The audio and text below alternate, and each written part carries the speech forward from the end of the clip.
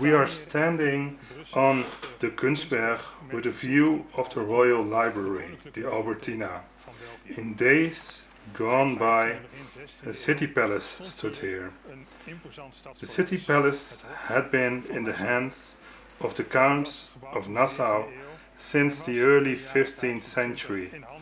It was located a stone's throw from the residence of the Dukes of Brabant on the Koudenberg, where the royal palace now stands.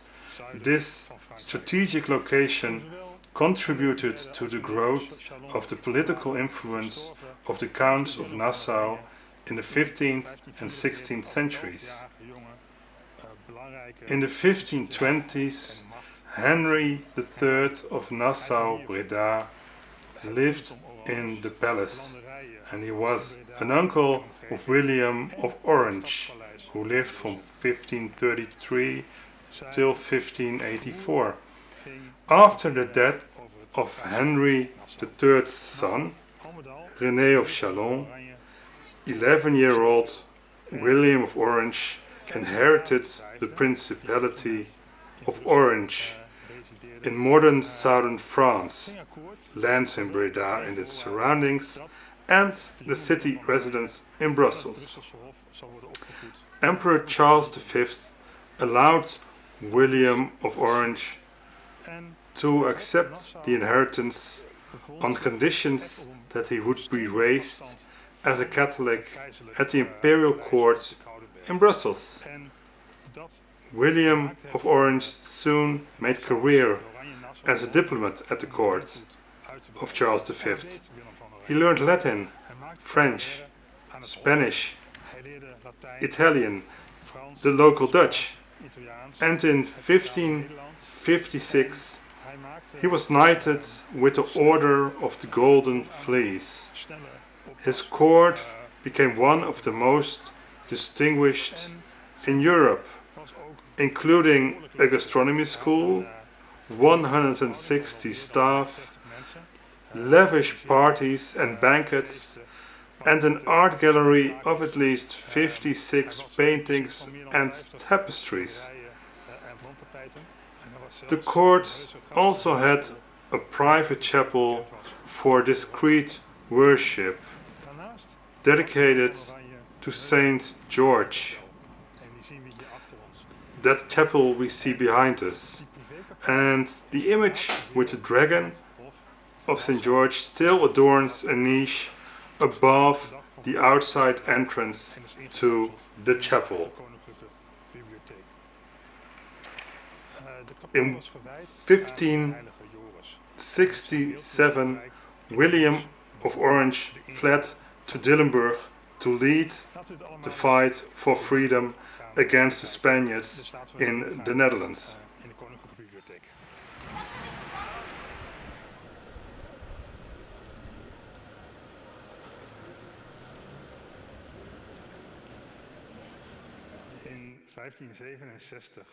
When William of Orange fled to the Netherlands, the family of Orange-Nassau could, of course, not own their palace in Brussels anymore, and therefore the palace was not used for a long time, until the middle of the 18th century, when the Austrians, rather than the Spaniards, were in charge of the territory that would later become Belgium. As the former court of Emperor Charles V on the Koudenberg had been destroyed by fire in 1731, the Austrian court had to be moved. The choice fell on the nearby almost empty Hof van Nassau. In the 19th and 20th centuries, the St. George Chapel served successively as a beer warehouse, a sculpture storage, a laboratory for the Museum of Natural Sciences, a catalogue room for Paul Otlet's International Institute of Bibliography, and as a reading room for the Royal State Archives. In 1958, the Hof of Nassau was demolished. However, the chapel was preserved thanks to the unexpected support from The Hague in the Netherlands. Queen Juliana personally took an interest in the fate of an almost forgotten family heirloom. The distant descendant of William of Orange was instrumental in saving the chapel from destruction, and in the 1960s it was encapsulated in the modernist new building of the Royal Library of Belgium, the Albertina. After the completion of a restoration, the St. George's Chapel has served as the Albertina's exhibition hall since 1969. From September 2020, the chapel, together with several other rooms, has been part of the new museum Libraaien van de Hertogen van Bourgondië, the Dukes of Burgundy Library, where one of the most prestigious libraries in the Western world will be exhibited in the form of some 300 Burgundian manuscripts produced in the late 14th and early 15th centuries. After the fall of Napoleon in 1815, during the Battle of Waterloo, the United Kingdom of the Netherlands came into being. Through a personal union with Luxembourg, it roughly corresponded to the territory of today's Benelux. William I was at the head of this kingdom until the independence of Belgium in 1830.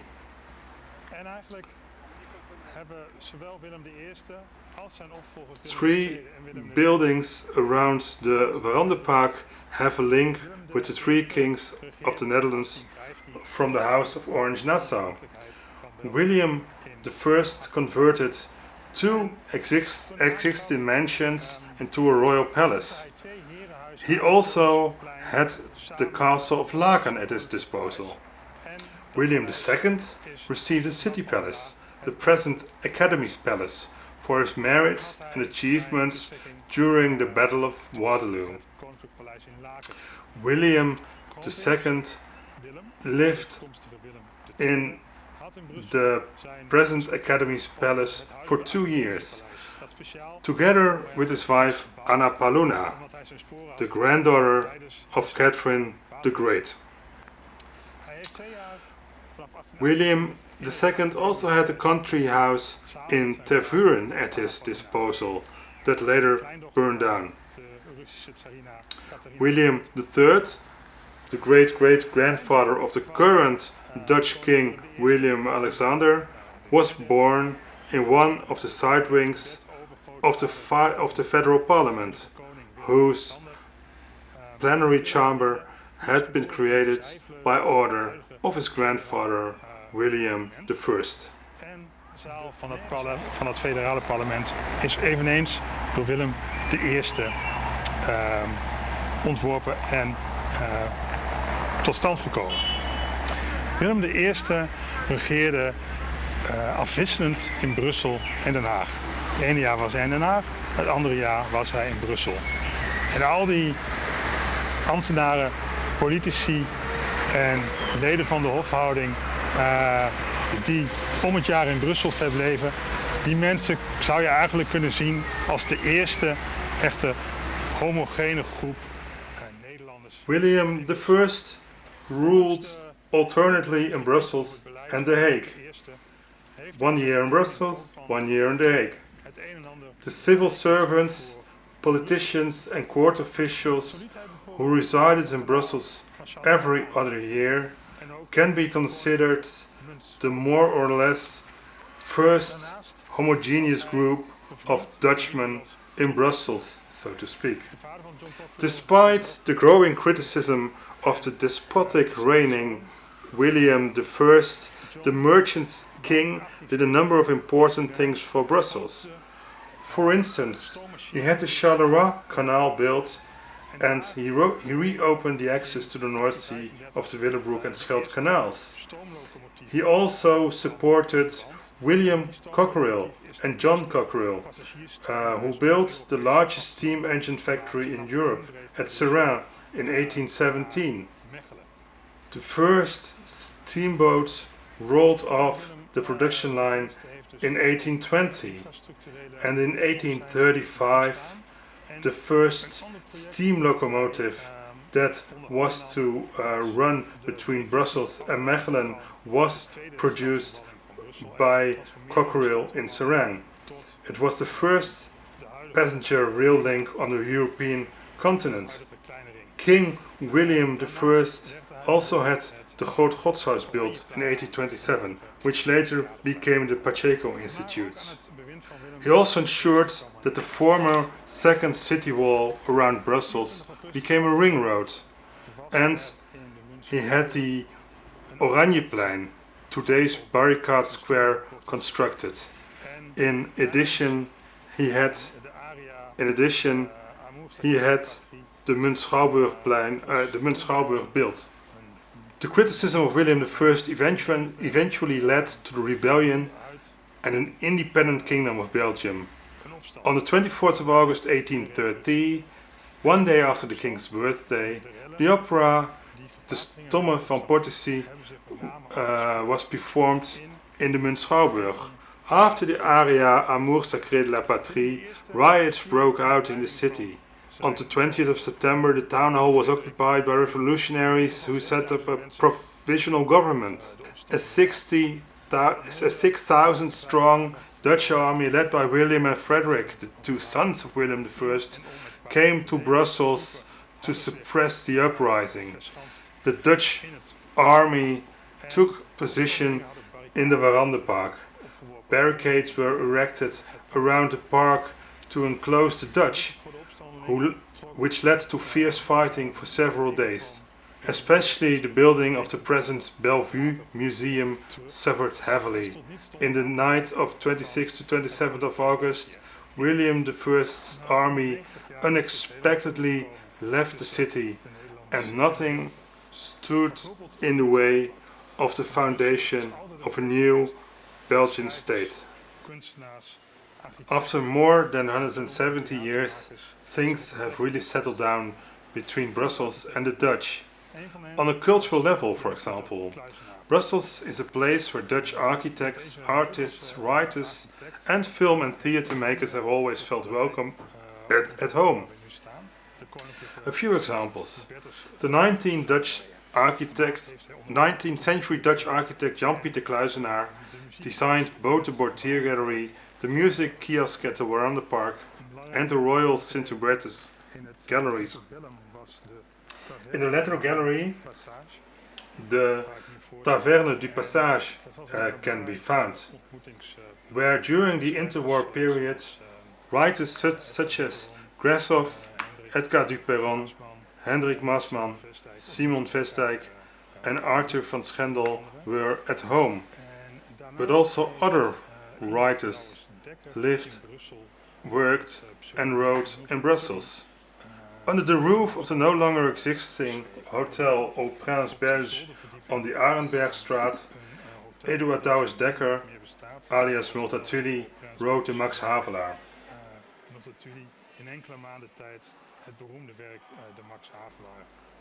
In the 20th century, writers like Jeroen Brouwers and Willem Frederik Hermans have lived in Brussels for a long time. In the 19th century, many artists found their way to Brussels. The city was very avant-garde and therefore popular. Think, for example, of the brothers David and Pieter Oyens, who had an unrivaled eye for the good life during the Brussels fin de siècle, or the landscape painter Willem Roelofs. But of course, also the more ephemeral stays of Jan Torup and Vincent van Gogh, among others.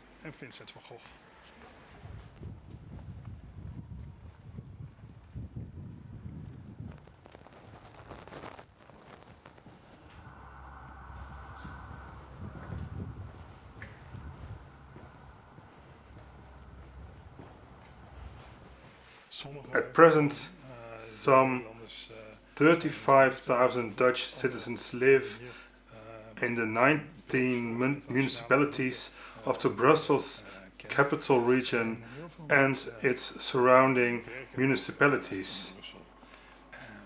The Dutch community unites in many ways, for example through sports such as football, tennis and hockey clubs.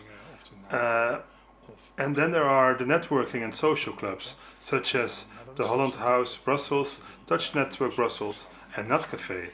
There's something for everyone. From my own experience I can say that the population of the Netherlands is very diverse and from all ages. Some go to the Juliana school or the European school.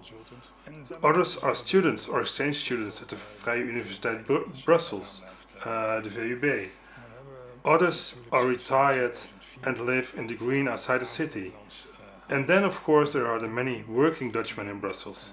Some of them have followed their Dutch, Belgian or international partner, others have not.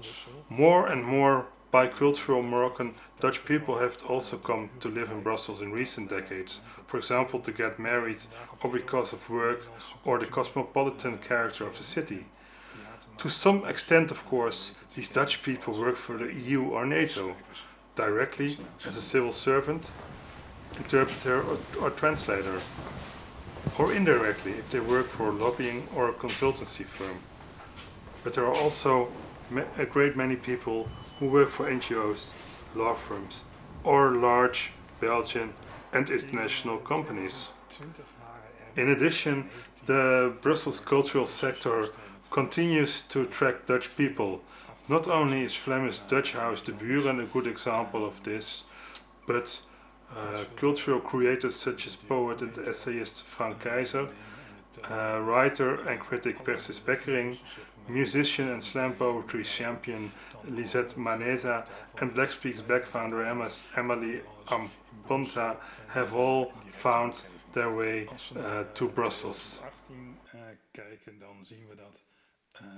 If we look at 2018, we see that the number of Dutch people is still within the top 10 of foreign nationalities living in Brussels, followed by some other nationalities inside and outside the European Union. Nederland dus in 2018 al net in de top 10 van nationaliteiten in Brussel. En als we daar dus de gemeenten bij optellen die net buiten het Brussels hoofdstedelijk gewest liggen, dan komen we aan een getal dat iets hoger ligt en dan gaan we richting de 30 à 35.000 Nederlanders in, laten we zeggen, Groot Brussel.